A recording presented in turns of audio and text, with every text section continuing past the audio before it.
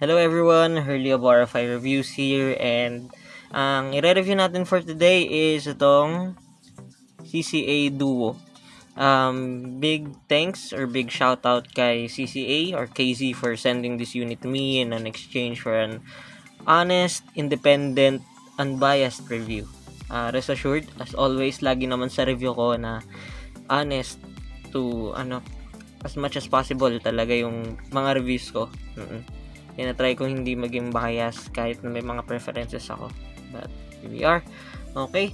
Hindi na mag-aabalang magbukas na itong CCA Duo na packaging kasi pare-pareho lang naman sila. Same goes with KZ nang makukuha mo sa packaging. And it's been a while since naglabas ng IEM si CCA pero hindi lang natin ramdam. But anyway, move na tayo dito sa IEMs itself.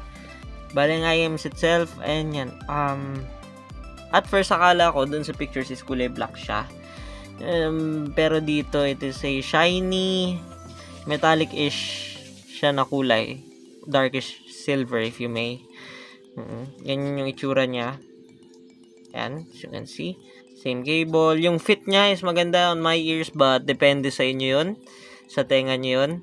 Yung fit niya. Pero for the most part, kahit yung mga naka-audition nito na mga nakilala ko is okay naman daw sa tenga nila. Okay? Ayan siya. Hindi siya full metal, by the way. I think this is metal. Okay, so that is metal. And as you can see, nakikita nyo yung configuration niya na ayan, 2DD or 2 dynamic drivers. Okay. One might say na, uy, 2 dynamic drivers, this must be a bass headset. Yan to, ganyan. And contrary to that guess or hypothesis is hindi siya bassy. Okay? Move on na tayo sa tunog. Bale, ang tunog nito is trinay i-follow ni KZ yung usual na Harman target curve. Yes. Harman target curve, which is the usual U-shape na perceived as neutral and mas preferred ng masses. Okay? Sa case ni CCA Duo, it is a U-shaped sounding set, leaning sa neutral. There are times na bright siya in my opinion, pero hindi siya naging super bassy katulad ng, let's say, Truth Ears Zero. Ayan. Kasi yan yung mostly na kino-compare dito dahil dun sa configuration niya. Okay? Pero they are very different in terms of sound. In my opinion, pareho ng sound profile pero magkaiba ng tunog. Okay? Punta tayo sa bass. As for the bass, it is tight, very clean talaga. Ayun, punchy siya, of course. Mabilis yung attack and decay. May rumble naman ang sub-bass as usual, pero mas prominent yung mid-bass dito in my opinion. May re-recommend ko ba to sa mga bass head? Well, yes, definitely. If gusto mo yung malinis talaga na textured bass na hindi kulang for the most part. Pero kung gusto mo yung talaga, yung parang tunog Jeep, tunog subwoofer ng mga kotse, probably hindi ito yun for you kasi yung tunog subwoofer na kotse na makikita mo sa mga BGC sa mga car shows is mostly nasa 7 Hz legato. Okay? And malayo yung price nandun. Anyway, punta tayo sa mids. So, dahil malinis yung bass niya, wala siya ganong bleed sa mids. If ever na may bleed man, it is most likely parang additional warmth or additional thickness lang sa mids niya. Para magkaroon ng laman yung boses ni Ed Sheeran, ni Sam Smith, ni Brendan Urie. Yan, yung mga yan. Para magkaroon lang ng konting kapal, if you may. Okay? Hindi siya super recessed, but of course, since this is a U-shaped sounding set, it is mildly recessed. Pero for most people, hindi naman nila hindi nila mapapansin or mahalata yun kasi open naman yung mids, smooth naman yung mids, wala naman siyang gaanong weird na timbre or anything like that. Very recommendable yung mids nito in my opinion, kahit na hindi ito yung highlight ng profile ng IEM na to. Okay? Punta tayo sa upper mids. Yung upper mids niya right out of the bat is sparkly, airy, clear, and leaning sa bright. Okay? There are times na parang picky siya in my opinion, lalo na sa civilian prone tracks, particularly sa mga J-pop and K-pop na mga genres, pero very tolerable naman in my opinion, and probably mas matitame down if papalitan yung stock tips niya. Probably yung stock tips yung culprit nung peaks. However, hindi ko pa rin to like fully maire-recommend sa mga treble sensitive people or sa mga tenga na sensitive sa upper frequencies. Okay? You may want to look for something else. Even yung Truth Ear Zero is hindi ko siya maire-recommend in my opinion, kasi when compared doon, yung upper mids niya is parang unrefined, kahit na na-audition ko lang siya for a little bit. Lagi ko matatandaan yon in the sense na it was the hype and tinatry ko i-digest talaga yung tunog niya for quite a while, kahit nahiram ko lang siya. Okay? Now, punta tayo sa treble.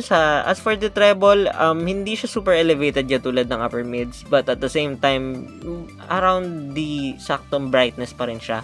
Sakto lang extension, as in sakto lang everything. There is detail, maririnig mo pa naman yung mga micro details and macro details, of course.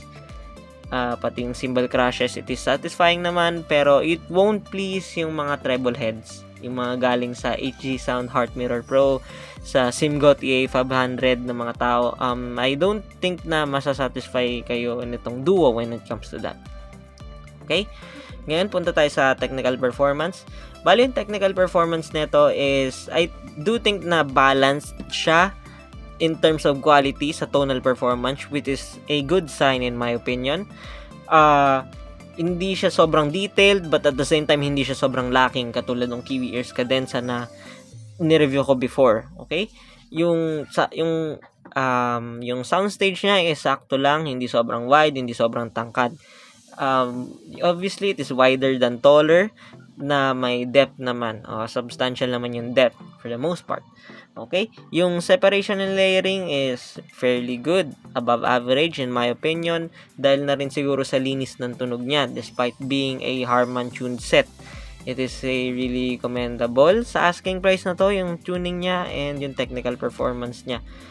Wala naman akong naranasan gaanong congestion sa mga busy tracks. Nakakasabay naman siya for its price. Okay? As for the imaging, imaging. Yes. Yung imaging is okay. Walang something extra na parang kaya mong i-describe about. As is lang, like it is very normal sa price na to. Pero that doesn't mean na bad yun. It is a good thing actually. Kasi hindi siya disappointing in my opinion. Nagamit ko naman siya sa mga games. Sa Call of Duty Mobile, ginamit ko siya pang rank. Yes, ginamit ko siya pang competitive play.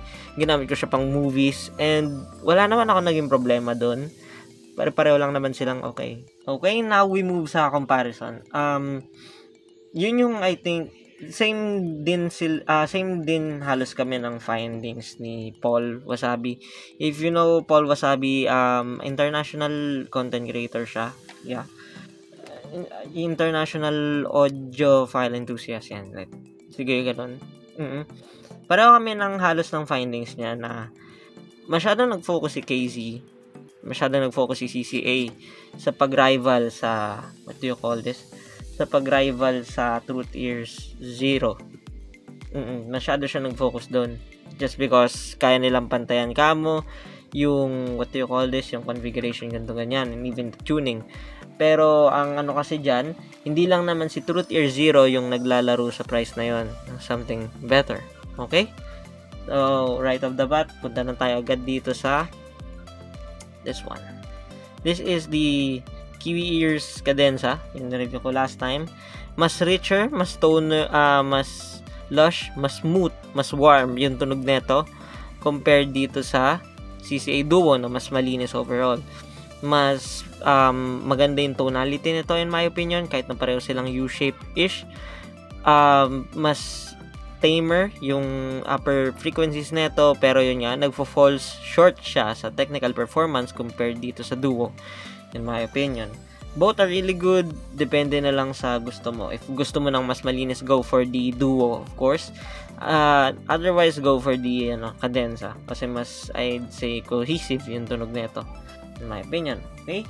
Now we move to the dito agad the Simgot EW200. Definitely this is a more better and mas maayos, mas maganda overall yung tonal and technical performance niya, despite yung price nila halos magkalapit compared sa Duo. However, this is also mas brighter, mas detailed, mas maganda, everything. So, kung sabihin natin kaya mo dito, yung brightness neto, I'd say kaya mo rin dito. Pero kung halimbawang hindi ka fan na may mga pagka-bright na tunog ng IEM, you may skip these two. Pwede mo silang skip. There are better options if sensitive yung tenga mo. Like for example, go for the si Cadenza, diba? Okay? Move on tayo dito sa Celes Pandamon. The Celes Pandamon is mas better sa overall technicalities, of course. Mas forward yung mids neto. But this one is mas open yung mids niya. Yung technical performance niya is, again, mas better dito compare dito. Yung bass niya is mas malinis dito dahil na rin siguro sa driver ng Celes Pandamon compare dito. Mas impactful dito, mas beefy, mas makapal yung tunog niya in my opinion. So, ayun, mamimili na lang kayo pero mas mahal to ng kaunti I think compared dito. So, there's that. Mamimili na lang kayo if fan kayo ng gantong design or not, depends sa inyo. Okay? Now, we move on to the Letsure DZ4. Si Letsure DZ4 is I'd say complete opposite neto. Complete opposite siya ng Duo in the sense na ito is a neutral, mid-centric or mid-forward sounding to my ears. Mas clean yung bass niya. Hindi siya elevated. Hindi sobrang elevated yung elevated man.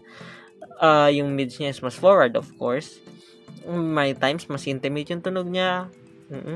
And ayun, mas linear yung tunog niya, if you may. Ayan yung parang, parang muuna mahalata mo compared sa Duo. Technical performance, they are more or less the same. Pero, nag-edge out itong si DZ4 sa separation. Yeah, separation is really good on this one. Sa imaging, they're about the same. Sa soundstage, mas malawak itong Duo. So, ayun. If you want something na all-rounder, madali i-drive, madali i-drive itong Duo kahit sa phone is okay lang. Even dito sa 9 Hi-Fi phone ko ng Sony is okay lang. So, there's that. Go for the Duo. Otherwise, if you want something na linear, neutral sounding, go for the DC4 or mid-forward sounding. Okay? Sige. Verdict na tayo. As for the verdict, itong CCA Duo is a really good sounding IEM itself. Despite all the issues and the backlash and the fiasco na nangyari sa community regarding sa mga bold claims and all, the IEM itself is really good for its price. If you really want the Duo and hindi kayo sensitive sa upper mids, I think masusuffice naman niya yung needs nyo. However, kung sensitive kayo sa mids, sa upper mids actually, or sa brighter frequencies, this may not be for you.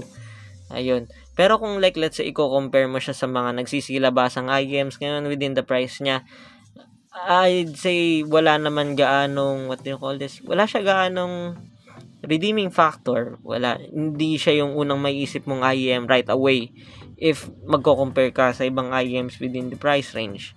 Just because, let's face it, pare-pareho lang naman talaga yung sound profile nila. Iba-iba lang ng emphasis, iba-iba lang ng quality. So, if magkakaroon kayo ng interest sa Duo, don't think na parang, okay, need kong makipagkumparahan dito sa IEMs na to, kung which is better, ganito, ganyan. Because if ganun yung gagawin nyo, magkakaroon kayo ng maraming side grade, apparently. Kasi pare-pareho lang yung tunog nila either way. But if yung Duo itself, if matatanong nyo sa akin kung recommendable ko siya, yes, recommendable ko siya. Recommendable ko siya for its asking price. Okay? So, ayun lang yung review ko sa Duo. See you on the next one.